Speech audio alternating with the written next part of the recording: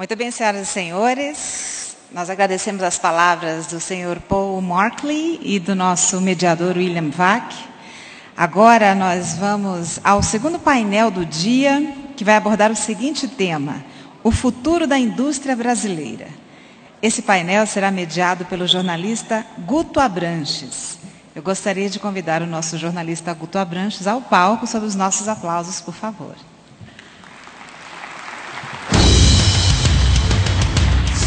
Custos, crescimento, expansão, planejamento, oportunidades. O que está acontecendo com a indústria no Brasil e no mundo? Quais os desafios e oportunidades para a indústria brasileira? Onde estão as oportunidades? Painel, o futuro da indústria brasileira.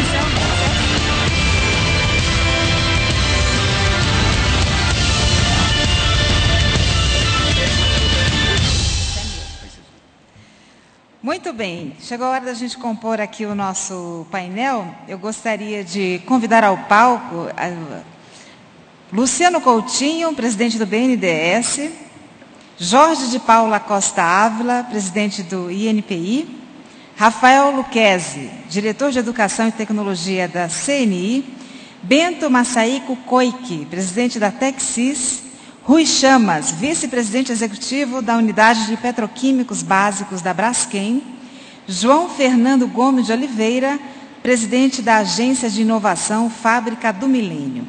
Este painel deverá ter a duração de 1h30. E a dinâmica do debate será a mesma que foi apresentada a vocês pelo jornalista William Vac.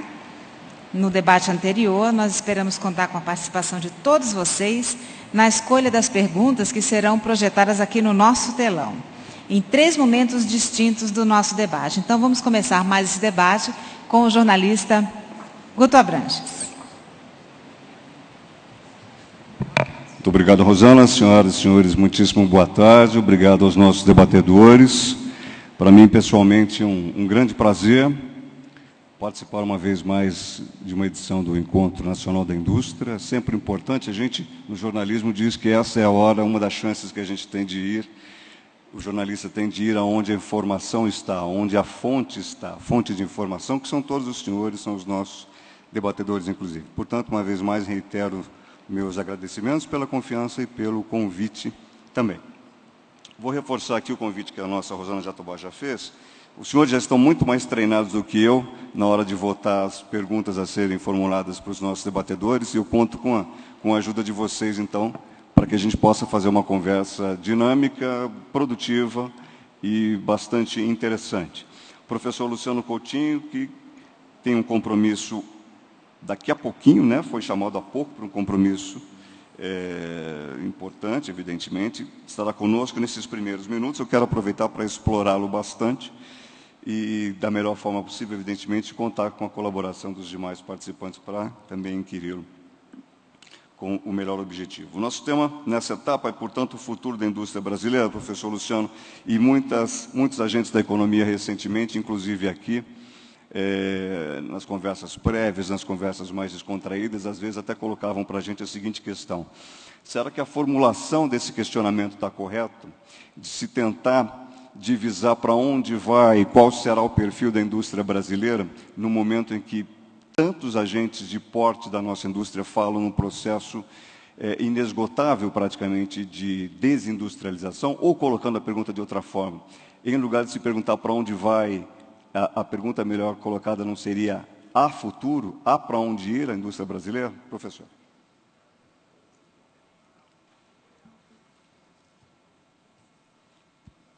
Bom,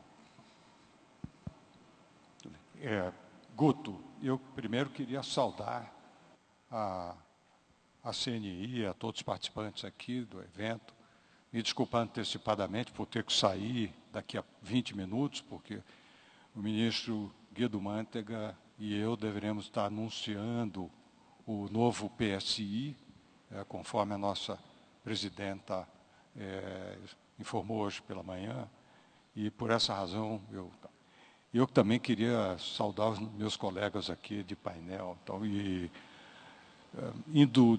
queria fazer um registro da excelente palestra feita aqui pelo Dr. Paul McKinley, muito elucidativa. E nós temos, de fato, um desafio à nossa frente, que é reconstruir condições para o avanço da indústria brasileira. Acredito que temos tomado iniciativas concretas nessa direção, melhoria do patamar relativo da taxa de câmbio, redução de juros e custo de capital, esforço grande feito de melhoria da qualificação do trabalho, foi aqui falado do Pronatec, e da excelente iniciativa conjunta com a CNI, que é o grande programa de qualificação do sistema Senai, com a criação de novos laboratórios. Além disso, o ataque a vários custos sistêmicos do país, começando com o custo de energia elétrica, e outros custos da logística que serão endereçados através de um grande ciclo de investimentos em logística que permitirá tornar o conjunto da economia mais eficiente. São iniciativas de natureza sistêmica. Mas nós teremos que trabalhar muito para criar as condições primeiro, de um lado, viabilizar a recuperação de vários segmentos da indústria brasileira, que foram, de alguma maneira, comprimidas por uma configuração desfavorável do lado de custos e de pressões muito acirradas de concorrência internacional, e simultaneamente, ou seja, enfrentar uma agenda da competitividade, que eu creio que é uma agenda que foi discutida aqui, é uma agenda chave, e a esta agenda da competitividade somar a agenda da inovação que nós precisamos alavancar muito. E eu vejo muitas oportunidades para transformar e criar na indústria brasileira, no tecido industrial brasileiro, iniciativas que permitam o desenvolvimento de coisas novas. Vejo isso em vários complexos intensivos em inovação. Eu vou citar rapidamente para dar o nome aos bois. Podemos construir uma nova grande cadeia produtora de insumos e equipamentos de engenharia para petróleo e gás, onde o setor de bens de capital tem um peso relevante. Temos, nas energias, várias fronteiras importantes, começando com as biocombustíveis, etanol de nova geração, etc. Temos, no complexo saúde brasileiro, uma grande oportunidade de desenvolver nas novas rotas de síntese combinada à biotecnologia. Temos um complexo aeroespacial e de defesa que, felizmente, conta com a empresa líder importante que pode desenvolver uma base local muito mais forte. Nas energias, olhando aqui para o Bento, eu lembro também dos equipamentos todos para os sistemas eólicos. E temos um exemplo vivo aqui de como uma pequena empresa brasileira é líder global em um pedaço de equipamentos eólicos, mostrando que é viável, podemos fazer. Eu menciono também o complexo de tecnologia de informação e comunicações. Eu não quero ser mais exaustivo, mas eu tenho convicção e nós estamos preparando iniciativas novas para impulsionar essa agenda, sem esquecer a agenda da competitividade, preparar uma agenda muito forte de incentivos e de apoio a processo de inovação. Muito bem, professor. Nós temos empresários, entre tantos, na nossa plateia, mas aqui também no nosso palco presente. Eu quero passar para o Dr. Rui Chamas para saber se ouvi o professor Luciano Coutinho aqui falando pelo BNDES, falando pelo governo, o deixam mais tranquilo com relação ao futuro da indústria brasileira? O discurso do do Luciano é muito claro, muito direto. Me deixa tranquilo na certeza de que muita coisa foi feita do ponto de vista estrutural. Muita coisa ainda tem que ser feita, mas há de se reconhecer o que já foi feito. Senti falta, de fato, nas indústrias elencadas pelo Luciano, da indústria química, começando a sua fala, elencando como primeira indústria, a indústria do petróleo. E eu entendo que o Brasil é um país rico em recursos de óleo e gás. É certo que o Brasil será um grande produtor, potencialmente um grande exportador de óleo e gás, mas é importante deixar claro que hoje o Brasil já é um grande importador de produtos químicos. Na balança comercial brasileira, esse ano, devemos ter um déficit de 28 bilhões de dólares de produtos químicos importados. E sendo um país com 200 milhões de habitantes, e como a presidenta Dilma disse hoje na sua fala, uma das grandes vantagens competitivas do Brasil é o nosso mercado doméstico, crescente, uma classe média que tem vontade de trabalhar e vontade de consumir, nas palavras dela.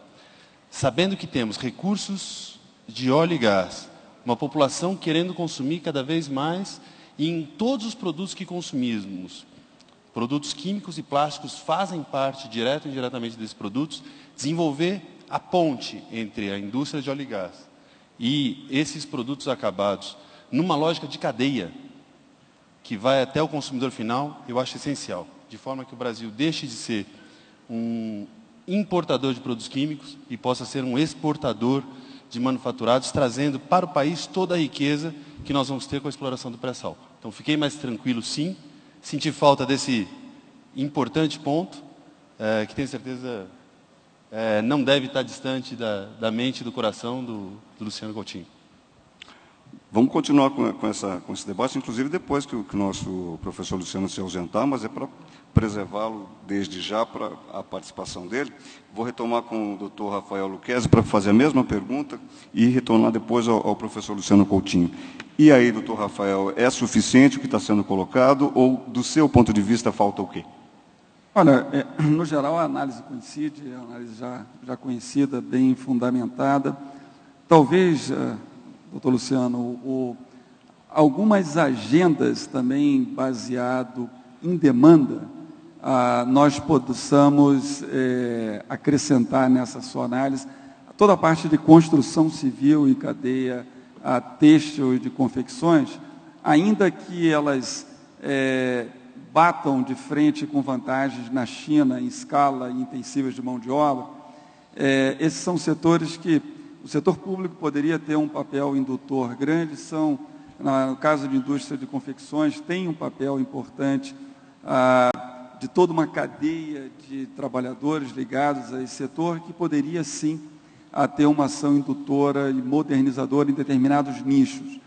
É importante também salientar, das condições macros que o senhor levanta, nós melhoramos em todos, em juro, câmbio, carga fiscal, com desoneração seletiva em diversos setores, mas a crise internacional neutralizou parte do que a gente fez. Então, tornou o dever de casa dos atores de política pública no Brasil ainda mais desafiador, porque existe novos esforços para a competitividade relativa que existe entre o Brasil e os demais países, sobretudo a China. Nós precisamos continuar perseguindo as metas que já foram batidas, já melhoraram bastante, mas precisamos avançar.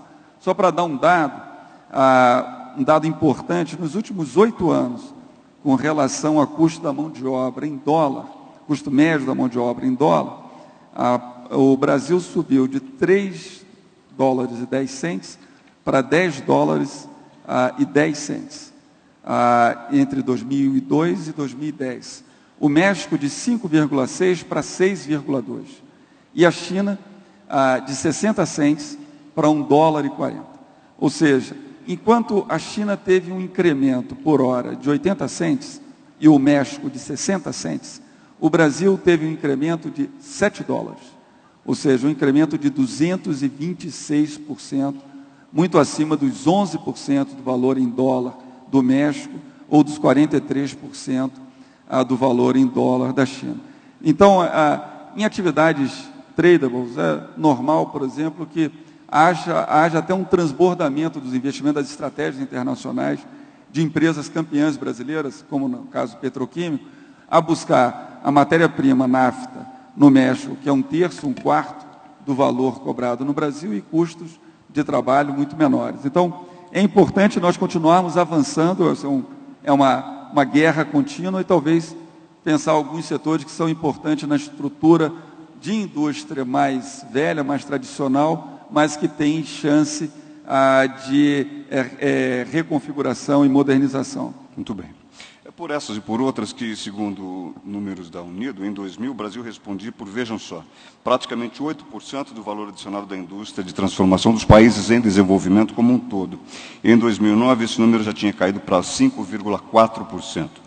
Em 2000, o país respondia por 3,63% das exportações mundiais de manufaturados, também dos países em desenvolvimento. Em 2009, essa queda chegava, ou melhor, esse indicador baixava para 3,49%.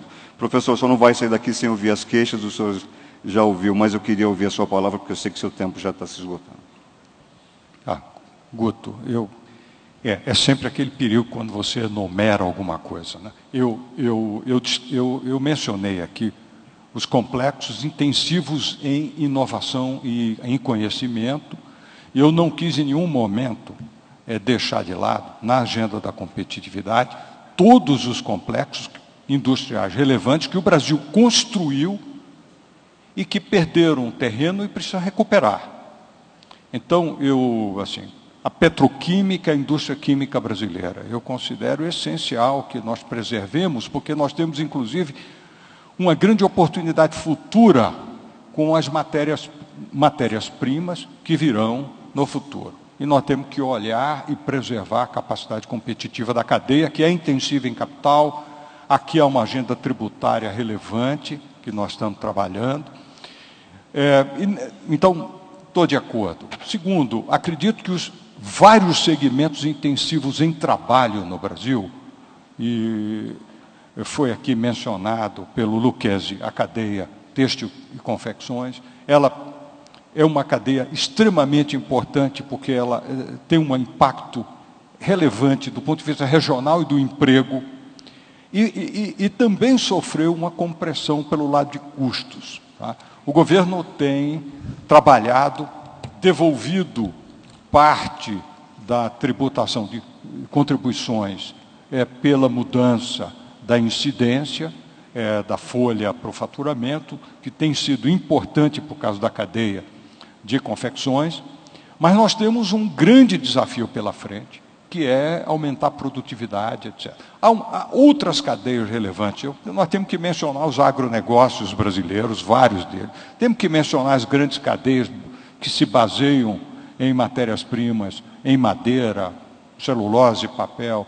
É preciso mencionar o grande conjunto de cadeias supridoras da indústria da construção. Enfim, há uma grande tarefa de melhorar a capacidade competitiva da economia para não ceder terreno e não permitir que a indústria continue minguando em termos de sua presença na estrutura brasileira. A economia brasileira é uma economia moderna no sentido urbano, complexa, não é? E precisa ter um mínimo de diversidade na sua estrutura produtiva para poder transformar-se numa sociedade sustentavelmente rica, capaz de gerar empregos de qualidade. Né? E a indústria é a promotora de empregos em serviços, e hoje a indústria é cada vez mais intensamente mesclada com serviços.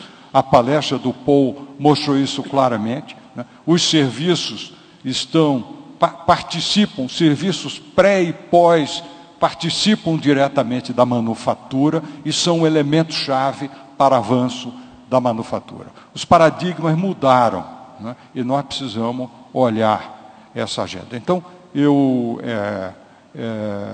tenho perfeita consciência disso e acredito que temos um desafio que eu não mencionei, que eu preciso mencionar, que é o seguinte: o trabalho vai se tornando crescentemente escasso no Brasil por causa de um processo rápido de transição demográfica. Né? Os níveis de desemprego no Brasil felizmente, estão cada vez menores, mas isso implica em pressões sobre custos salariais.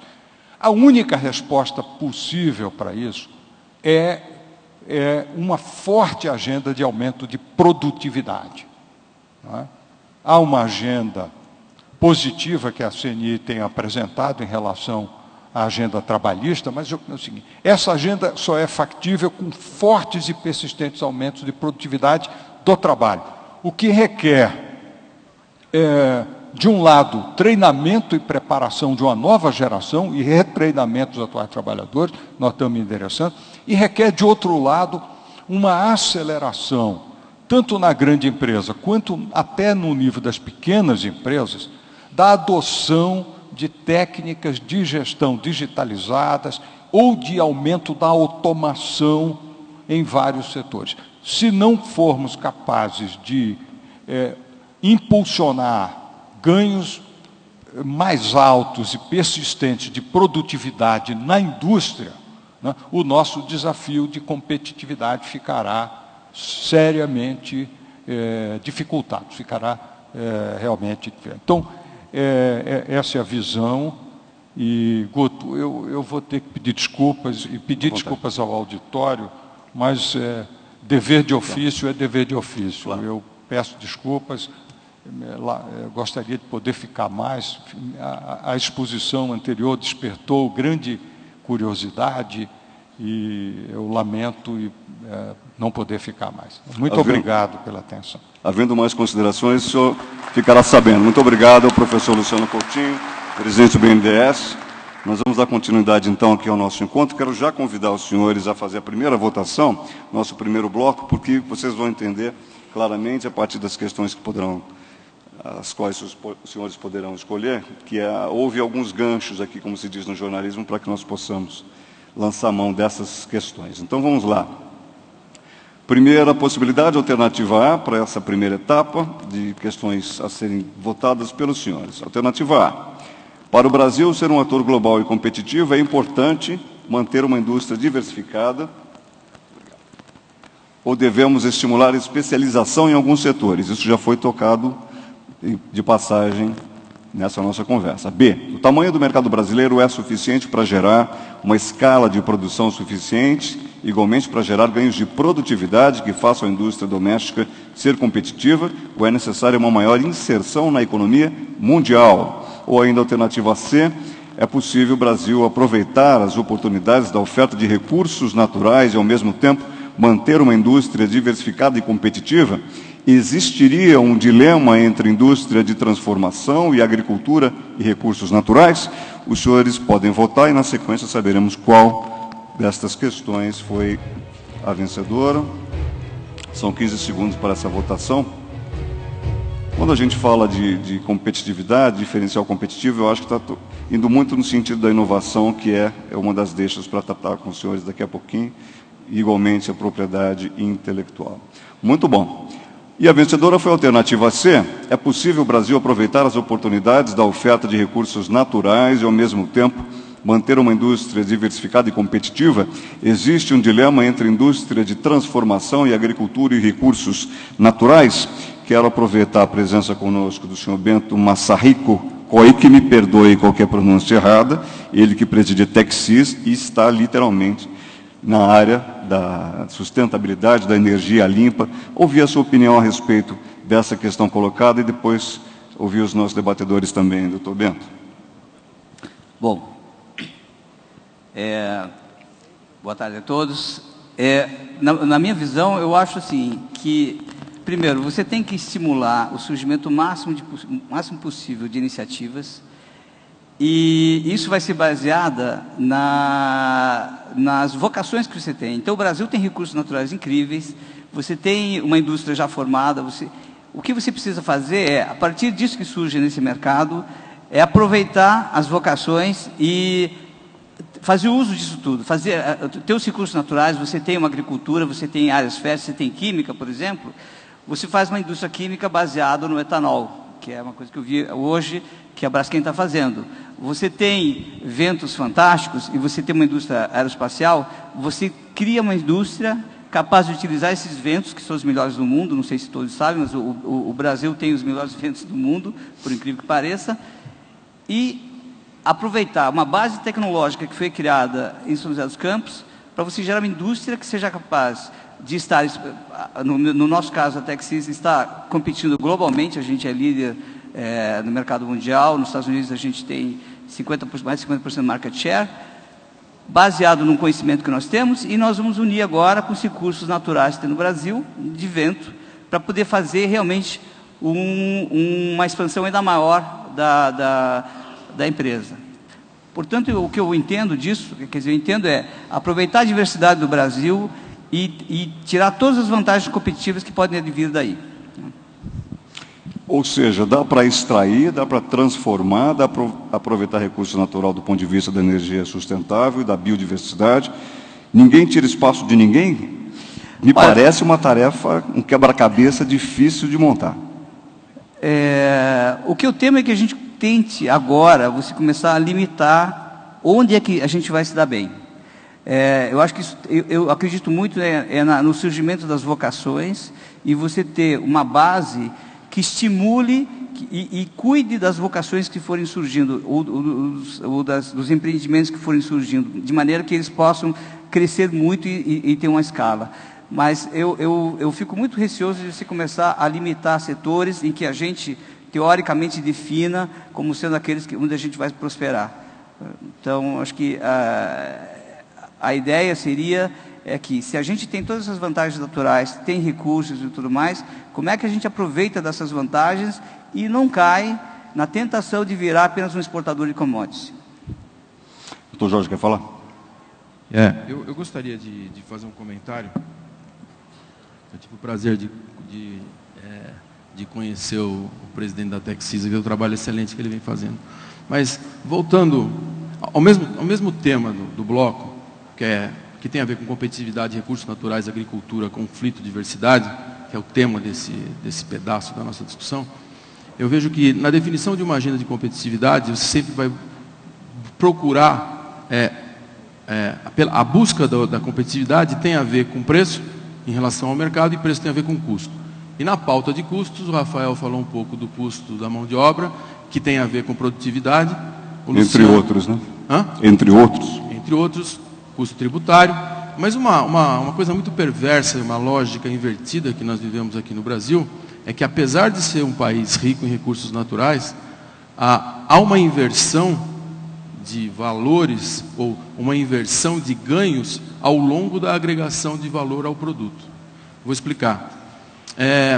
Nós temos uma lista, hoje de manhã eu fiz uma anotação de tudo que se falou de ruim: segurança jurídica, burocracia, crise internacional, insegurança para o investimento, condições cambiais inadequadas, competição com a China, juros, spread. Escuta, isso atrapalha todo mundo, né? Mas Petrobras vai bem, a Vale vai bem, a Gerdau vai bem. Por que a nossa pauta de exportação fica ruim e por que a nossa competitividade fica ruim conforme nós agregamos valor ao produto? Porque a nossa mão de obra é cara e a nossa produtividade não é só isso também. Está muito alto isso aqui, eu acho. De qualquer forma, o que eu tenho observado muito recentemente é o seguinte: a nossa matéria-prima é um componente de custo excepcionalmente caro.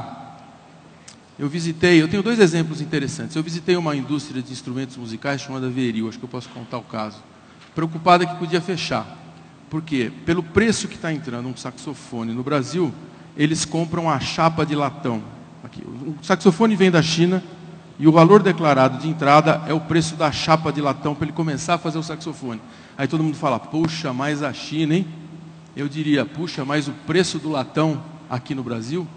Na verdade, se a gente observar que os setores primários da indústria estão muito bem, é porque os nossos custos de matéria-prima e insumos básicos são absurdos. O valor do gás natural no Texas é 3 vezes mais barato que no Brasil. A energia no Texas é 2 vezes mais barata do que no Brasil. Montar uma indústria química no Texas é metade do custo do Brasil, mesmo considerando as diferenças de mão de obra e produtividade. Quer dizer, o nosso problema de competitividade, que hoje está limitando uma agenda que a gente tenta equacionar com base nas oportunidades de recursos naturais que nós temos, quando o nosso ponto mais caro são os nossos recursos naturais. Quando extrai o minério, custa caro, quando vira aço, custa caro, porque esse markup é maior. Quem lucra mais é quem extrai. Quem lucra mais é quem faz a matéria-prima. E conforme você vai modificando a matéria-prima e produzindo, a tua margem vai ficando pequena, porque o teu preço compara com o preço do importado. E a matéria-prima lá fora é muito mais barata. O meu colega aqui da Texi, só para concluir essa história, ele me contou um caso de que uma empresa preferia comprar matéria-prima fora, brasileira, mas exportada do Brasil para fora, pré-trabalhar e importar matéria-prima que saia mais barato do que comprar aqui no Brasil. Esse é um componente importante. Então, não há conflito entre agricultura e recursos naturais. O que existe é um desequilíbrio no markup em relação à cadeia de valor.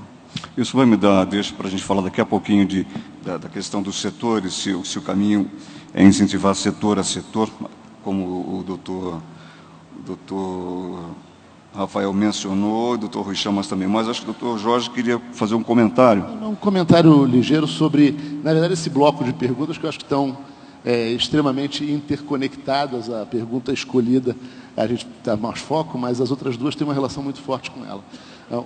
Eu acredito que, como disse o professor Luciano Coutinho, a gente vive um país grande, de economia complexa, e a diversificação da sua economia é para nós uma oportunidade, uma vantagem comparativa.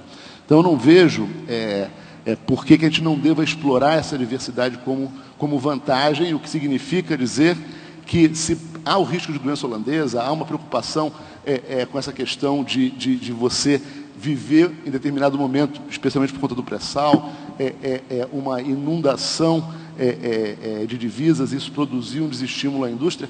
Eu acho que isso tem sido administrado pelo governo, acho que é uma preocupação isso foi referido pela presidenta na parte da manhã, de fazer com que esse ocasional afluxo de divisas seja adequadamente aplicado. E acho que o adequadamente aplicado enseja provavelmente a oportunidade de termos os recursos necessários para atacar uma série de... Não estão ouvindo? Em que altura do auditório não se está ouvindo? A técnica vai procurar compensar isso. O senhor está falando já bastante próximo do microfone, não sei se é com ele. Eu acho que é a técnica mesmo, precisa dar um jeitinho nisso. Mas aqui no meio do auditório, por favor. O meu dá para ouvir bem. Também, nem o meu? Então aí a coisa melhorou agora. Bom, vamos tentar melhorar à medida que os nossos debatedores vão modulando aqui. O senhor pode concluir, doutor Jorge? Então, só para concluir, assim, a mim parece que a oportunidade que nós teremos em virtude do pré-sal e das inúmeras vantagens comparativas que nós temos na área de recursos naturais e o sucesso do nosso agribusiness, podem representar para nós oportunidades de corrigir diversos problemas estruturais que foram mencionados ao longo do dia, que têm um custo elevado para serem corrigidos. Há problemas nas relações entre entes da federação, há todo um conjunto de problemas que eu acho que nesse momento precisa endereçar para que a gente possa dar esse passo adiante. E eu acredito que a gente possa explorar, sim, de maneira inteligente, as sinergias que existem entre as diversas possibilidades de desenvolvimento de setores de atividade no Brasil. Eu queria fazer só um último comentário com relação à especialização, que me parece que a gente está vivendo um momento de transição.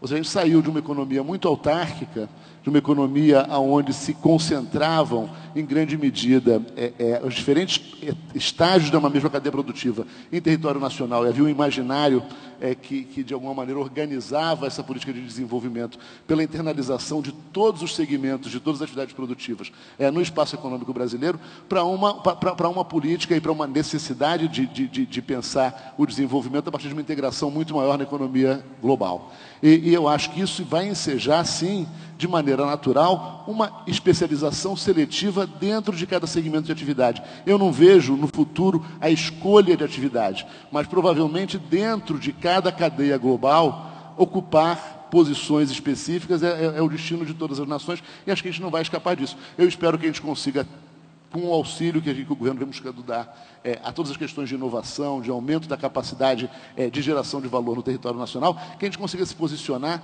nos melhores e mais rentáveis e mais agregadores de valor segmentos das diferentes cadeias produtivas. Muito bem. Realmente está oscilando. Até aqui eu percebo o nível de áudio. Eu vou passar, senhor, na sequência, pelo Dr. Rui.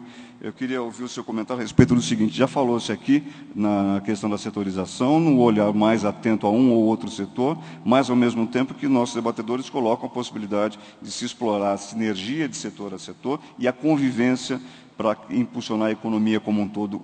É possível, doutor Rui?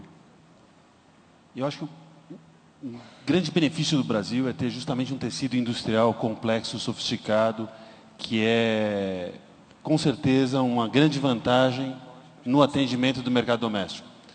Agora, é importante verificar, e falava-se de pré-sal agora há pouco, que em alguns segmentos o Brasil pode ter indústrias ou cadeias industriais que sejam campeãs globais. E é muito importante que o governo esteja atento a esses segmentos, não em detrimento dos outros que podem seguir atuando, se desenvolvendo e servindo o mercado doméstico, e a estes medidas transversais poderiam ser tomadas. Mas para aqueles segmentos em que o Brasil pode ser um campeão global ou um dos campeões globais, é essencial que exista uma política industrial clara, definida, sabendo qual é a nossa visão de futuro e onde queremos chegar. Eu acho que o programa Brasil Maior, ele teve o mérito de lançar essa questão. Começou-se uma série de discussões, foram criados os conselhos de competitividade. A partir dos conselhos de competitividade, medidas foram propostas, algumas delas adotadas, mas muito pode se fazer ainda para que a gente possa consolidar uma política industrial, fazendo que, nos segmentos em que o Brasil naturalmente pode ser um destaque global, ele o faça cumprindo seu destino. Doutor Rafael, o nosso mercado doméstico esgota as possibilidades, esgota essa necessidade de resgate da indústria, ou a necessidade de uma inserção maior na economia planetária se coloca de maneira mais intensa? E como fazer isso? Eu vou ouvir sua resposta para passar a bola aos demais participantes, para falar também de originalidade, de inovação e de diferencial competitivo. Por favor. Veja só, o teor da pergunta remete a esse conceito de a nossa especialização em commodities, para o qual a gente está tendo uma boa inserção competitiva internacional, ela pode transbordar competitividade? Seguramente pode. Nós podemos, na cadeia que a gente poderia dizer, de indústrias ofertadas, petróleo e gás, siderurgia, bioenergia, alimentos, energias renováveis, seguramente isso pode ter um papel extremamente importante para agregar valor em vantagens competitivas naturais, gerando dinamismo econômico e competências estruturantes, sistêmicas e irradiadoras para outras atividades industriais. Então, a coordenação dos desafios de engenharia do pré-sal, é claro que tem um efeito irradiador para diversas outras cadeias de manufatura no Brasil. Isso seguramente tem um rebatimento, por exemplo, numa indústria baseada numa lógica de demanda do mercado doméstico, na área química e petroquímica. Como também nós podemos pensar nessa mesma tipologia de demanda, a indústria de aeroespacial, toda a parte de serviço de software, baseado em programas de governo eletrônico, novos acessos de serviço, automação bancária, inclusive contribuindo para a produtividade agregada da economia. Baseado também em ações de governo, todo o complexo de saúde, toda a indústria de fármacos, que tem um papel extremamente importante na área de biotech e ações avançadas. Também é baseado em políticas públicas a ação de defesa, que combina não só com a aeroespacial, mas com outras indústrias. Agora, a gente não pode perder de perspectiva que grande parte do crescimento econômico está associado ao consumo das famílias e à recuperação e inclusão social. E aí nós temos que focar em 3 indústrias.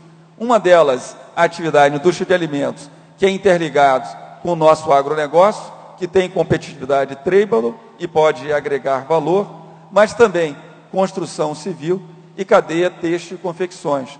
Eu acho que essas 3 tipologias, a gente poderia chamar do que são indústrias estruturantes para o desenvolvimento sustentável da economia brasileira e da indústria brasileira, e que certamente vão ter um papel importante nos desafios da competitividade.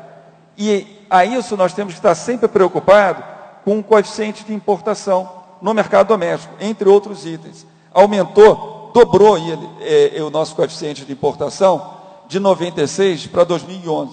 Saltou de 10% para 20%. Em alguns setores, como por exemplo o têxtil, saltou de algo em torno de 9% para próximo de 24%. Então tem que ter atenção no manejo de instrumentos. A indústria brasileira pagou um preço elevado pela estabilização. É chegada a hora de estabelecer uma equidade entre política macro de estabilização e política industrial. A política industrial tem que ter o mesmo status da política macroeconômica. Senão nós não vamos conseguir fazer frente à competição chinesa e o recrudescimento e acirramento da competição internacional pós-2008, frente aos desafios que nós temos para esse conjunto de indústrias que irão estruturar o futuro da nossa inserção internacional. Muito bem. Doutor João, falando-se a inserção da economia brasileira no exterior, como é que o senhor imagina que no futuro a nossa indústria vai se relacionar com o resto do mundo? Imaginando-se algum horizonte à frente e não o momento presente, curto prazo, exclusivamente para resgatar a pergunta. A inovação é um caminho e como praticá-la de Brasil para mundo? Como inserir essa marca brasileira que tanto custa chegar lá fora? Acho que o exemplo que foi colocado aqui, Apple e Foxconn, ele acabou virando um exemplo muito emblemático pelo desenvolvimento da Apple, onde a Apple é o host tecnológico e a Foxconn é o manufatureiro. Se desenvolver industrialmente, ou desenvolver a indústria, não significa que você tem que produzir aqui. Isso é uma das conclusões mais imediatas. Assim, a nossa inserção internacional seria uma inserção de comprador ou eventualmente de produtor. Então, na agenda de inovação de qualquer empresa, ela tem que observar o quanto a inovação dela está antecipando, ela está sendo uma inovação muito mais de quebra de conceitos, de forma ela ser detentora do núcleo tecnológico, do núcleo de conceito, do núcleo de design de um novo produto, mesmo que se a manufatura desse produto for mais eficaz na China, a empresa vai ser competitiva se ela fabricar na China, na Foxconn, por exemplo. O que eu vejo com dificuldade a longo prazo é que na composição de custo, a gente já falou de recursos humanos, tributário, matérias-primas, etc. Um componente que não vai dar para mudar é o tributário. A não ser que a economia cresça muito rápido e o governo continue com o mesmo custo. Os governos brasileiros, o estadual, o municipal, o federal, mais juros, somam 45% do PIB. Na China, eles somam 20% do PIB. Então, se a gente imaginar que uma empresa hoje vai pagar imposto sobre o faturamento, quanto que vai somar tudo isso? Se eu pegar imposto sobre a folha, mais ICMS, IPI, PIS, COFINS, etc., tudo isso está somando 45%. O problema é que se a gente pensa na indústria do futuro, a gente pensa na indústria que nasce e quer ir para o futuro. Eu tenho um caso bem legal de uma empresa que começou no Simples, que vai até 3 milhões e 600. A soma total dos tributos do Simples é 12% do faturamento. Se você estiver próximo do limite de 3.600, isso inclui tudo. Bom, no dia seguinte, o empresário acorda, ele faturou 3.601. No ano seguinte, ele entrou no lucro presumido. Se ele pagava 12% de imposto, tinha 30% de margem, o setor eletroeletrônico é uma margem muito boa. Resultado de 30% do faturamento é ótimo. Então, se ele foi dormir à noite com 30% de lucro, 12% de imposto, ele acordou no ano seguinte, no lucro presumido, com uma carga tributária total do faturamento de 45%. Quanto mais ele vende, ele vai ter mais... Quer dizer, acabou o lucro e todo o lucro virou tributo. Quanto mais ele vender, ele vai ter prejuízo. Aí ele para e fala, o que eu faço? Como disse aqui, eu não sei se foi o Robson, mas disse que abre outra.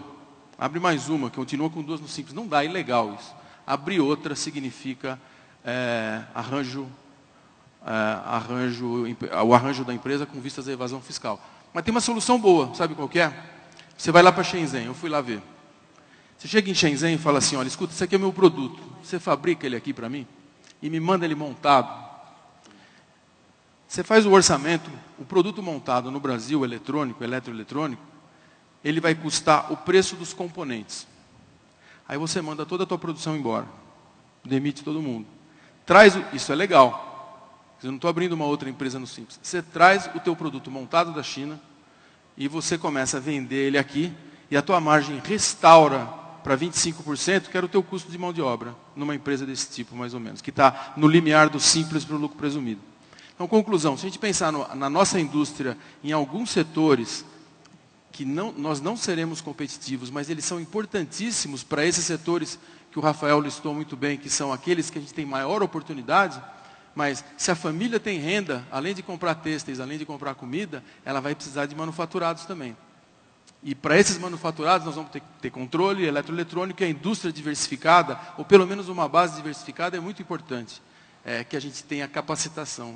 Isso eu vejo como uma dificuldade muito grande, a gente conseguir baixar esse peso tributário que a gente tem. Então, nesse ponto, eu vejo que a indústria nossa do futuro, ela acaba se configurando como algo muito concentrado nas áreas em que o professor Luciano mencionou, que o Rafael complementou, mais a indústria química, mas, além disso, eu vejo que a nossa oportunidade em termos de inovação é de antecipar e ser mais inovador na concepção do negócio e do produto, de forma que com essa manufatura moderna que nós vimos logo anteriormente, a gente possa ser competitivo, de novo, em setores que nós não somos mais. Né?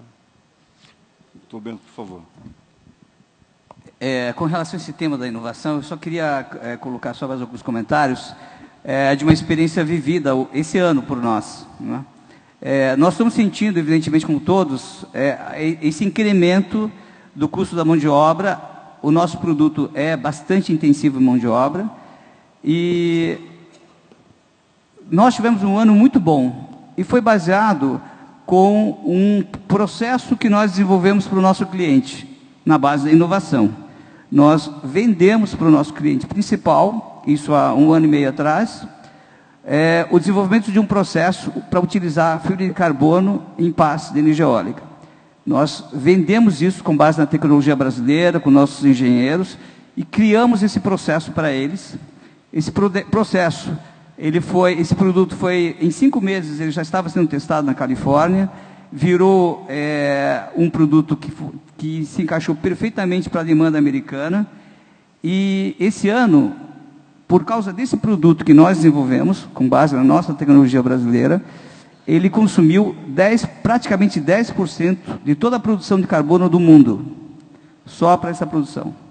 Então, eu acho o seguinte, eu acho que a saída que nós temos diante de várias dificuldades que se coloca, é realmente você desenvolver, e nós, lá na Texas, a gente vem fazendo isso, é desenvolver a capacidade de fazer inovação e resolver e criar soluções tecnológicas para que você possa superar essas deficiências que ainda a gente apresenta na estrutura, por exemplo, a questão do custo que está se tornando mais alto e tudo mais. Na questão inclusive porque é uma pena que o salário que a gente vê que está mais alto, né, apenas uma pequena parte vai para o bolso do funcionário, outra parte ela vai para encargos. Né? E a gente volta à velha discussão da reforma tributária, que não acontece, enfim, não há nenhuma perspectiva próxima de que ocorra. Eu queria finalizar essa etapa para voltar a convidar os senhores a uma segunda votação, colocando para o doutor Jorge a questão. Falamos muito aqui de originalidade, de inovação, da boa ideia, e ao mesmo tempo que falamos de inserção internacional. Uma coisa pode atrapalhar a outra, ou o que há de mais específico em termos da legislação brasileira para registro dessa boa ideia, dessa patente, dessas marcas, pode de alguma maneira ter que ser repensado para não atrapalhar esse caminho mundo afora? Olha, eu sinceramente acredito que não. Eu acho que o aparato institucional brasileiro ele é, em quase todos os setores, um aparato moderno. Há exceções. Eu acho que há um ou outro campo em que a gente está carente de algum aperfeiçoamento para se ter um aparato legal semelhante ao dos países mais desenvolvidos. No caso notório é o da biotecnologia. Eu acho que ali há uma necessidade de aperfeiçoamento. Agora, eu acho que nós temos um desafio maior, que é a construção de uma real cultura de inovação e um entendimento, tanto por parte do governo, quanto por parte dos empresários, quanto por parte das lideranças empresariais, de como se dá efetivamente o processo fabril e o processo comercial nessa chamada economia globalizada do conhecimento. Eu vejo que a geração de patentes por brasileiros, a geração de marcas por brasileiros, ela é muito inferior ao que poderia ser, ao que o potencial, o tamanho da nossa economia indica como possibilidade, como potencial. Para se ter uma ideia do que a gente está falando, na China, esse ano vão ser geradas mais de 1 milhão de patentes. Algumas pessoas ouvem esse número e dizem assim, não, mas a qualidade dessas patentes é uma qualidade precária. Assim, a qualidade de patentes é um tema bastante sofisticado, mas eu diria que é leviano dizer que a qualidade das patentes chinesas é precária. No mundo inteiro, boa parte das patentes não vão ser utilizadas, vão morrer por diferentes razões, mas o que sobra paga com folga o esforço de gerar todas aquelas patentes. No Brasil, esse ano, os brasileiros vão ser capazes de gerar alguma coisa perto de 15 mil patentes. É um número muito pequeno. Significa que nós não estamos transformando em valor o trabalho intelectual dos brasileiros. Significa que nós não estamos sendo capazes de entender que na economia do conhecimento, o conhecimento é uma mercadoria que se devidamente protegida, devidamente conformada, é também parte das cadeias de troca, é também objeto de exportação e, eventualmente, é o componente mais caro, mais valioso dentro de uma cadeia de valor de um produto ou mesmo de um segmento industrial. Então, quando a gente fala de buscar uma inserção nas diferentes cadeias produtivas, uma inserção de alta agregação de valor, significa encontrar maneiras de participar desse ativo, ou desse componente, que é o componente de maior valor hoje em quase todas as cadeias, que é o componente de conhecimento. E aí eu acho que há uma cultura a ser desenvolvida de entender como que o conhecimento, que os brasileiros aplicam muito conhecimento na fabricação, aplicam muito conhecimento nas suas atividades cotidianas de produção. Nós temos engenheiros excelentes. Agora, a gente não desenvolveu uma cultura de configurar o desenvolvimento de tecnologias, o desenvolvimento de desenhos, o desenvolvimento de soluções inovadoras em algo realmente capaz de gerar preços prêmio, pagamentos de royalties, enfim, de nos inserir de maneira mais ativa, de maneira mais dinâmica nas cadeias produtivas internacionais globais. Quer dizer, há um tempo a indústria brasileira perde espaço nos setores industriais mais tradicionais, né? E, ao mesmo tempo, não ganha espaço, aquele que poderia, do ponto de vista da inovação, até em nível internacional, mais ou menos. Eu não gostaria de ser pessimista, tá certo? Nem eu. Eu acho que a gente está numa transição. Acho que a gente está aprendendo a fazer isso. Eu vejo hoje uma aliança muito forte entre o governo e as lideranças empresariais. Acho que a MEI é o maior exemplo disso. Acho que o que se avançou, acho que são agora 2 anos e meio de experiência da MEI, acho que o que se avançou nesse período, nas discussões, no entendimento dos diferentes atores, porque acho que é um outro nível de inserção, né? Nós tivemos, durante muito tempo, uma indústria voltada para produzir para o mercado interno com tecnologias maduras. Sim. Se você quer participar de maneira competitiva do mercado internacional, nós temos que ter uma indústria voltada para o mercado externo e capaz de apresentar soluções e tecnologias inovadoras. Então, inverte a seta. E agora, ninguém inverte a seta de maneira total. Nenhuma empresa vai ser produtora de todas as tecnologias de que vai usar. Agora, quem for capaz de aparecer no mercado com alguma tecnologia importante, terá acesso a todas as tecnologias importantes e um rendimento muito mais alto na sua produção. É o tal do valor agregado. Eu queria convidar os senhores à segunda votação, mas quero a colaboração da técnica, por favor, me sinalizem se é possível, porque em função dos cenários descritos aqui pelos nossos debatedores, eu queria lançar a mão agora do terceiro bloco de perguntas que está selecionado aí, em lugar do segundo, que eu acho que vem exatamente na carona. Gostaria de saber com os senhores se é possível. Não, o próximo. É possível projetar o próximo? Vamos tentar? Porque eu acho que está exatamente na esteira dessa discussão que estamos travando aqui. Se não for possível, tudo bem. A gente volta daqui a pouquinho com o terceiro bloco. Se não, vamos para o segundo mesmo. Sim? Muito bom. Muito obrigado. Agradeço. Sei que atrapalhei a rotina de vocês, mas a intenção foi das melhores. Vamos, então, à segunda etapa de votação, tentando cercar esses aspectos aqui de que tratávamos há pouco. Primeira alternativa de pergunta: os institutos tecnológicos brasileiros estão preparados para auxiliar as empresas em suas necessidades de suporte tecnológico? Alternativa B: o Brasil tem perdido espaço nos setores industriais tradicionais, eu mencionava isso há pouco, mas dependente da estrutura de custo da produção, sobretudo do custo do trabalho, o Dr. Jorge acabou de falar disso. Ao mesmo tempo, não demonstra sucesso em conquistar espaço nos setores intensivos em inovação. E a pergunta aí sim, o que fazer para modificar essa situação?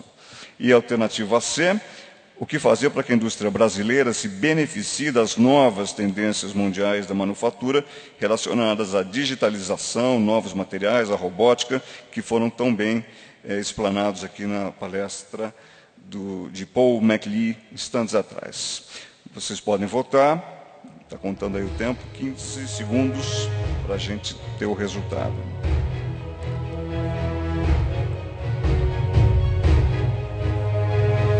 Muito bem. Segundos a mais, vamos ver agora então o resultado. 47. Pois é, a questão é aquela mesma. O Brasil tem perdido espaço na produção industrial tradicional e não avança em termos de inovação. O que fazer para essa situação ser modificada? Acho que a gente pode começar com o Dr. João Fernando, da Fábrica do Milênio. Uma pista, Dr. João. Olha, Antes de tudo, deixa eu ver se com vocês se os microfones melhoraram. Dr. Jorge, pode fazer um teste novo? Você estava falando melhor. Vocês estão ouvindo melhor agora?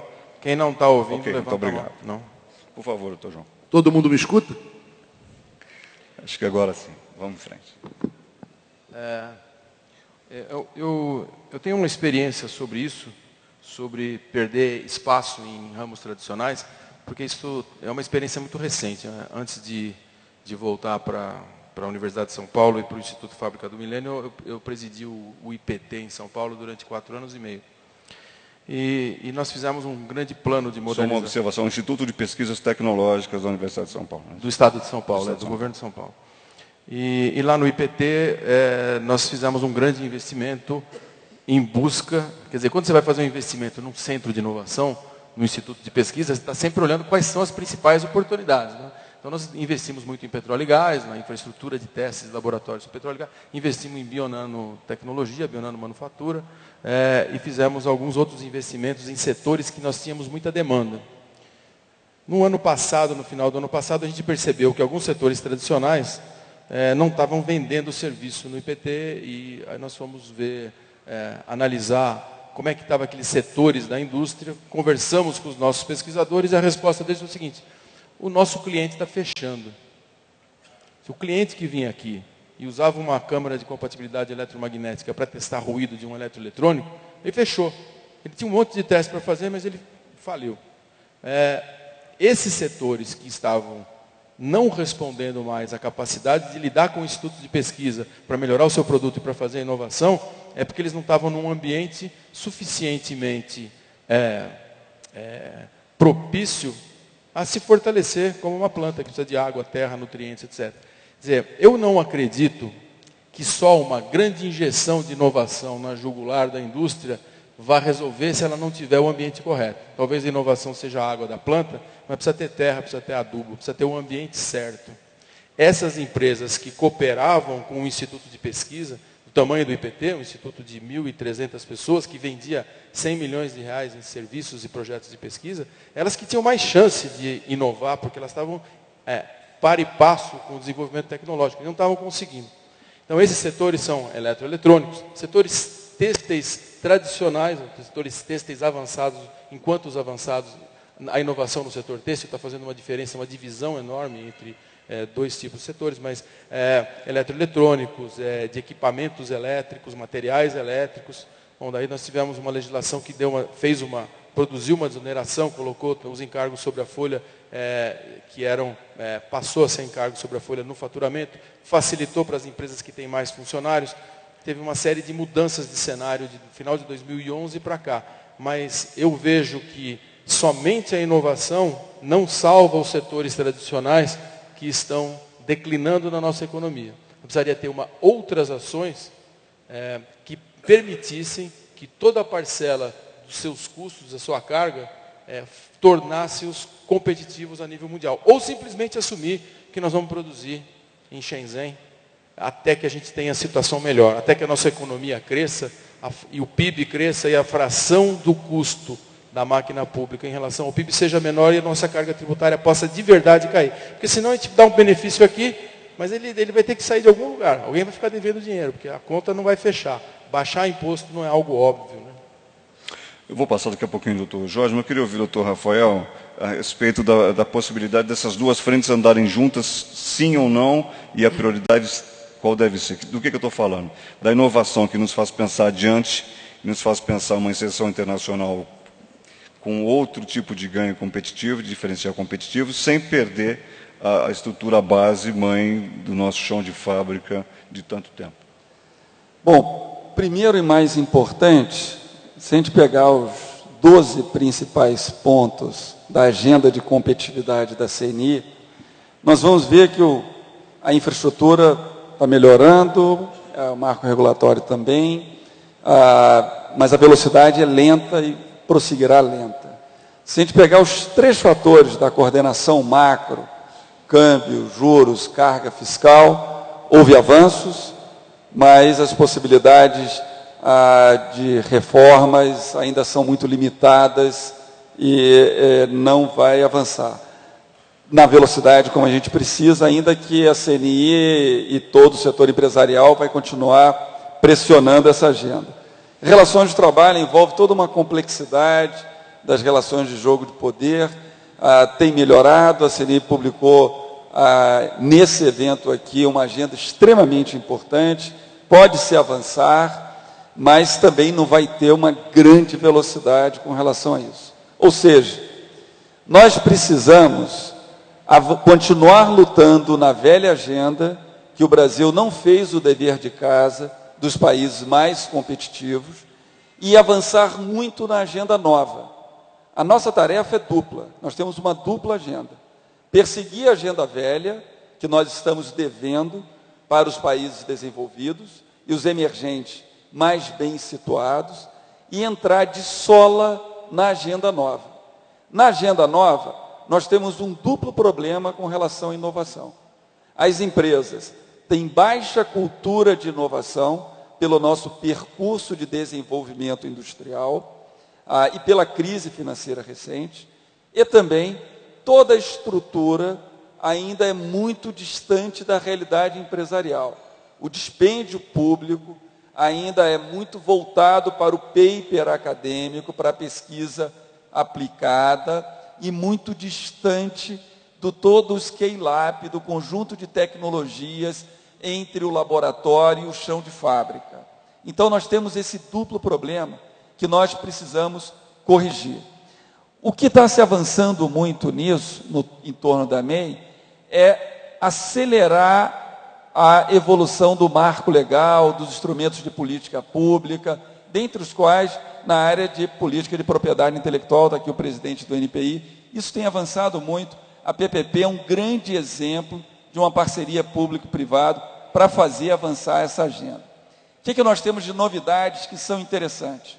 O advento da Embrap, que é a ideia de você ter uma solução fast track, uma solução rápida, que é o grande problema que tinha o IPT, que tinha o Senai, que tinha o NT e todo o Sistema Nacional de Inovação, em que ele ficava dependendo, e as empresas também, de editais públicos, sabe lá quando vão ser julgados, fora do time empresarial. Então, a Embrapa vai dar uma enorme velocidade na necessidade de serviços de inovação para a indústria brasileira. A isso se soma ao que nós estamos fazendo no Senai. Estamos criando 23 institutos senais de inovação e 61 institutos senais de tecnologia. É uma inflexão na realidade do Senai, que já é hoje a maior rede de prestação de serviços técnicos e tecnológicos para a indústria brasileira. Nós temos mais de 200 laboratórios, a maior rede credenciada pelo Inmetro, que atende a mais de 20 mil empresas anos, com mais de 120 mil procedimentos. E a gente vai avançar muito tudo isso para apoiar a necessidade de agregação de valor à indústria brasileira.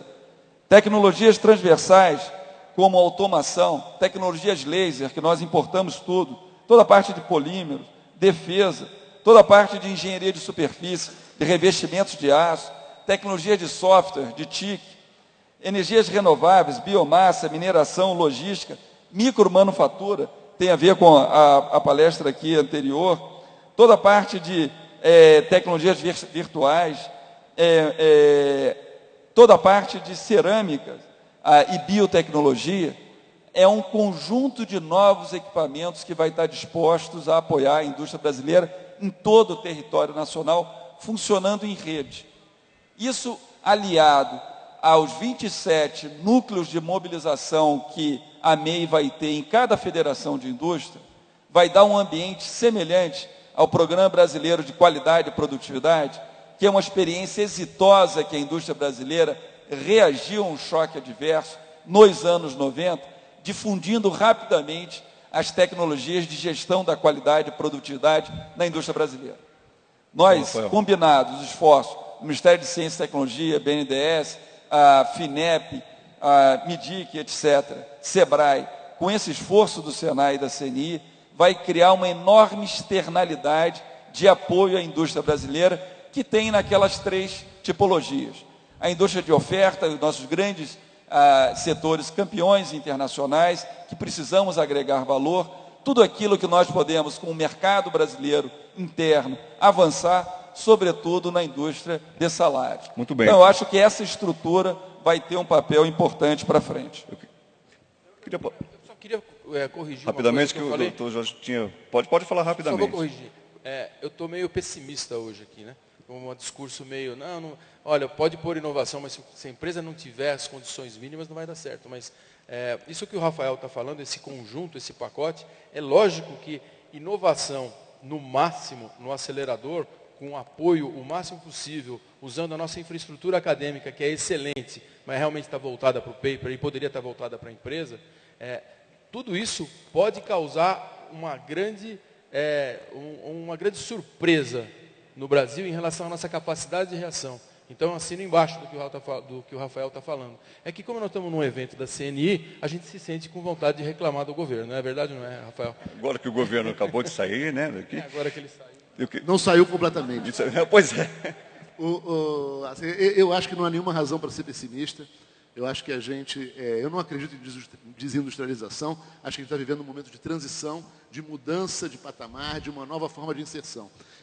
Endereçando diretamente a pergunta, né, ou seja, o que pode ser feito?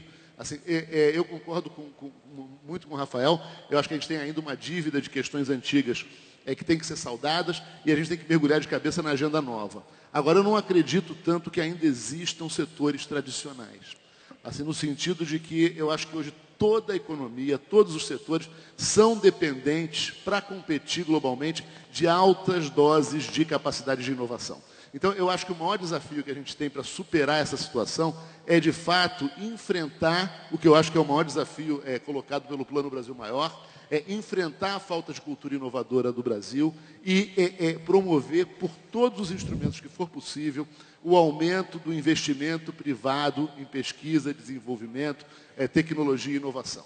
Só para concluir, assim, a mim parece que esses instrumentos, eles são de natureza financeira, há que mexer com os instrumentos de financiamento, tributária, a questão, há muito ainda que avançar, a gente está começando a fazer essa trajetória, há instrumentos de demanda que têm que ser atacados e há um ambiente regulatório. No final das contas, a gente precisa oferecer para o investidor privado condições adequadas de risco e retorno para que ele entre no mundo da inovação.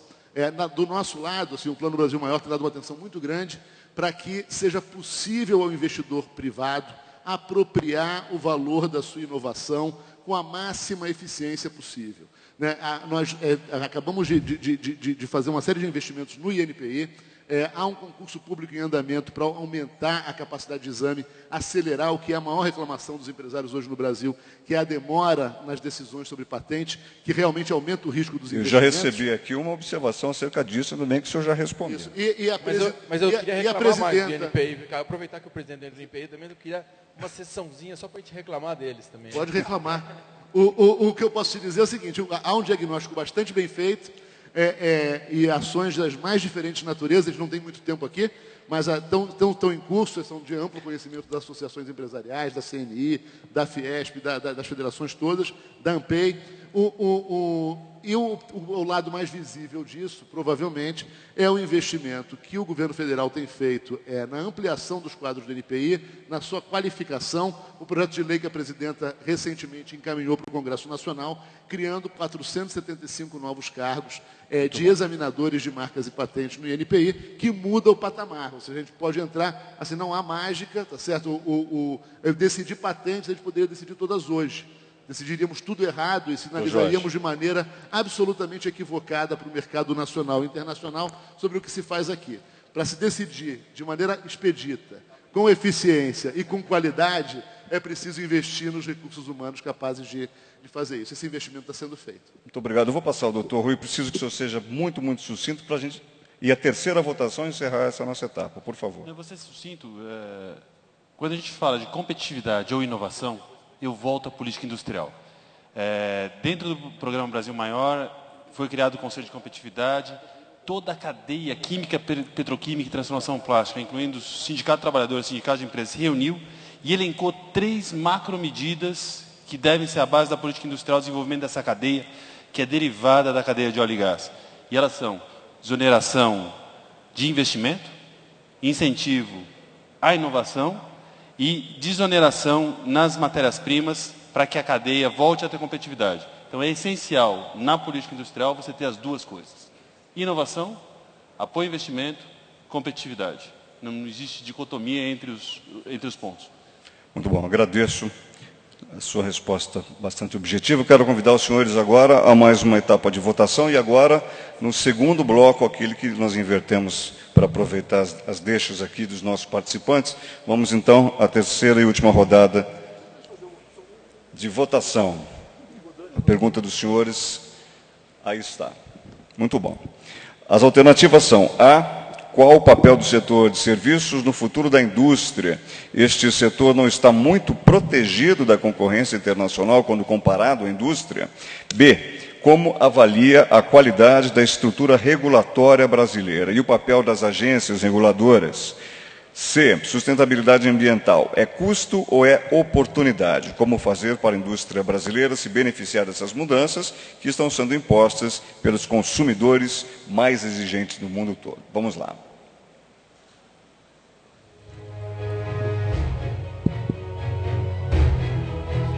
Só enquanto o pessoal vota, ou só fazer uma propaganda do nosso estande. Há um questionário sobre, no nosso estande do INPI, à disposição dos senhores. Eu convidaria todos a responderem, para que possam, inclusive, nos ajudar a melhorar os serviços que a gente vem buscando prestar para a indústria brasileira. Muito bom. Já temos o resultado, vamos ver. Lá está. Sustentabilidade ambiental é custo ou oportunidade? Como fazer para a indústria brasileira se beneficiar dessas mudanças impostas pelos consumidores mundiais? Doutor Bento, acho que foi o senhor mesmo quem mencionou esse consumidor mais exigente. Não dá para não fazer as coisas também de olho na sustentabilidade, na preservação do planeta ele próprio. Não, isso está mudando muito. E a nossa indústria consegue acompanhar? Evidentemente. A questão da sustentabilidade é uma necessidade, não é nem uma questão... O planeta precisa tomar providências, senão a gente vai acabar, né? Então, a sustentabilidade é uma demanda que está surgindo com maior força, principalmente nos centros mais desenvolvidos, mas eu acho que é uma enorme oportunidade. Cria toda uma cadeia de necessidades, de negócios, de oportunidades de você fazer inovação. Então, é uma mudança do mercado, é uma abertura de um novo mercado. E eu acho que é uma oportunidade para que a gente, enquanto brasileiros, possamos criar soluções inovadoras, desenvolver tecnologia e aí buscar uma posição melhor nesse contexto internacional. E nesse sentido, eu acho o seguinte, eu colocaria mais um ingrediente, aproveitando essa resposta, para o aspecto da inovação. Eu acho assim, fundamental para que a gente possa realmente desenvolver inovação aqui no Brasil, que as empresas estejam cada vez mais expostas ao mercado mundial.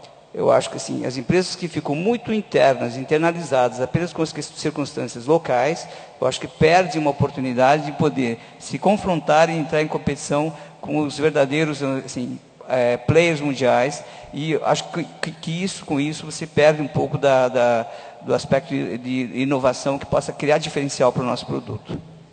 Doutor João, a sustentabilidade está induzindo a inovação, está obrigando a boa ideia? Ela tem que fazer isso. Aí eu vejo a questão se a sustentabilidade é um custo, é uma oportunidade, depende muito do enfoque do setor. Por exemplo, o Bento, que eu tive o prazer de conhecer muito hoje, passei o dia com ele, ele é um exemplo de um empresário que, com um altíssimo padrão, criou uma empresa com base numa demanda de sustentabilidade, que foi uma oportunidade dele, e já entrou num negócio internacional e ele limpou a barra do problema fiscal. Quer dizer, ele partiu direto para as cabeças. Hoje ele é um dos maiores exportadores, quer dizer, ele é o maior exportador do Brasil, um dos maiores produtores do mundo de geradores eólicos. Então, o Bento encontrou no problema da sustentabilidade uma oportunidade. O fato é que se a gente dividir a área do planeta, se pegar a área da superfície do planeta Terra, tirar os mares, tirar os rios, tirar as florestas, tirar os desertos, e ver tudo que é área disponível para produzir recursos renováveis, dividir pela população do planeta, isso dá 1,8 hectares por cabeça. Cada um de nós tem um pouquinho menos do que 2 quarteirões para produzir tudo que a gente usa. O mundo já está consumindo 2,2 hectares por cabeça. Se a gente tem um quarto cheio de mantimentos, entra mantimentos e sai um pouquinho mais, mas o quarto é grande. Está diminuindo essa conta. Então, cada vez a pressão por sustentabilidade vai ser melhor. E aí esse aspecto surge aqui para o Brasil, com essa imensidão de recursos naturais e com um eco-footprint muito baixo que a gente tem, como um grande inovador nessa área. Então, eu vejo muito mais, até nos setores tradicionais, não existem os setores tradicionais, mas naqueles que estão mais consolidados, uma oportunidade grande do Brasil entrar com uma agenda de sustentabilidade, com polímero verde, com recursos renováveis mantidos em torno de uma análise de ciclo de vida bem feita, de que forma que demonstre aos consumidores que aquilo é mais sustentável e não vai atrapalhar o desenvolvimento do planeta. Cada vez isso vai ter mais valor na agenda. Se a indústria entender isso como custo, ela pode se arrebentar, ela tem que entender como oportunidade. Eu vou ouvir a indústria. Doutor Rui, por favor, breve quanto possível. Esse negócio de sustentabilidade atrapalha quantos por cento ou ajuda quantos por cento? A sustentabilidade é uma obrigação, eu concordo com o Koik, é uma regra do jogo, é uma necessidade, não dá para agir diferentemente. Não existe desenvolvimento industrial que não seja sustentável, se não for sustentável não dá para chamar de desenvolvimento. Agora, no Brasil a gente tem uma vantagem. O fato de termos uma reserva de recursos renováveis, ou a capacidade de gerar recursos renováveis, muito importante. Isso nos permite desenvolver produtos a partir dessa biomassa enorme que temos no nosso país e oferecê-los ao mercado mundial. A empresa para a qual eu trabalho, a Braskem, ela teve o pioneirismo de desenvolver, a partir de cana-de-açúcar, a maior planta produtora de biopolímeros do mundo. Hoje nós somos líderes mundiais, exportamos para todo o mundo, e esse produto ele é apreciado pelas suas qualidades físicas, mas sobretudo pela capacidade que ele tem de, no seu processo produtivo, absorver 2,5 toneladas de gás carbônico para cada 1 tonelada que eu produzo desse produto. Ao contrário de um produto clássico, que para produzir 1 tonelada eu libero 2,5 toneladas. gerando um balanço positivo de 5 toneladas de CO2 capturados. Esse produto é muito apreciado, vendido em todo o mundo e coloca o Brasil na liderança de uma indústria na qual ele tem uma vantagem competitiva absolutamente clara, fazendo com que a onda de sustentabilidade, como se diz, tenha criado para o nosso país uma vantagem fantástica. Doutor Rafael, tem um minutinho, se o senhor quiser tecer suas considerações acerca desse tema, sustentabilidade e produção. Bom, a China, há 10 anos, tinha 19% da manufatura no planeta. Hoje tem 39%. Ou seja, a China fez isso à custa de um enorme passivo ambiental. Nós, no Brasil, temos muito mais ativos do que passivos, o que nos coloca numa posição relativa diferente do ponto de vista de custo de competitividade futura. E isso é um argumento importante. Mas a indústria brasileira, ela tem baixo impacto ambiental. A pegada ambiental da indústria brasileira é muito boa. As tecnologias são ecoeficientes. É uma indústria que fez o dever de casa. O impacto da indústria brasileira na emissão de gases de efeito estufa no Brasil é residual.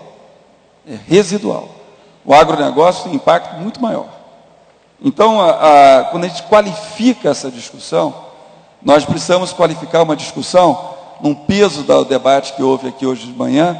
Há muito mais incerteza jurídica e burocracia na agenda ambiental brasileira do que uma pertinência na alocação dos temas à luz da realidade. Porque você não vai geração de riqueza, incluir segmentos expressivos da população, criar um mercado representativo de bens e serviços, com zero de impacto. Isso tem algum impacto, mas é um impacto muito menor pela qualidade que a indústria brasileira tem, vis-à-vis a comparação com outros emergentes, como no caso chinês. É muito mais interessante fazer isso, alavancando a indústria brasileira, criar uma combinação de uma agenda de desenvolvimento sustentável, com inclusão social, com alto poder de transformação, do que derivar isso para importação chinesa. Muito bem. Então, a agenda de inclusão nossa, de inclusão social, ela tem que ser uma agenda antenada numa indústria moderna, ecoeficiente, e que essa é, sim, uma oportunidade associada a ativos ambientais. Doutor Jorge, num átimo, por favor. 30 segundos. A mim parece que se vai ser custo ou vai ser oportunidade, depende da estratégia que a gente tiver ou não tiver para viver esse momento da economia mundial, onde há essa demanda imensa por sustentabilidade. Eu lembraria que você desenvolver inovação para tornar as soluções mais sustentáveis é um negócio rentável e de grande potencial e crescimento no mundo, desde que adequadamente protegido, desde que as tecnologias sejam tratadas profissionalmente e comercializadas com a melhor técnica de difusão de tecnologias possível. Nós temos hoje no INPI uma linha especial de priorização para patentes verdes, ou seja, patentes que representam ganhos de sustentabilidade, ganhos de eficiência energética, e isso permite que, pelo menos nesse campo, nesse momento, não se enfrentem os problemas do atraso e se possam fazer negócio aproveitando essas oportunidades. Muito bem, eu agradeço aos nossos participantes nessa etapa e passo a palavra agora à minha amiga, a Rosana Jatobá, que vai dar prosseguimento à programação do evento. Muito obrigado aos senhores. Por hora, daqui a pouquinho, vamos voltar. Rosana.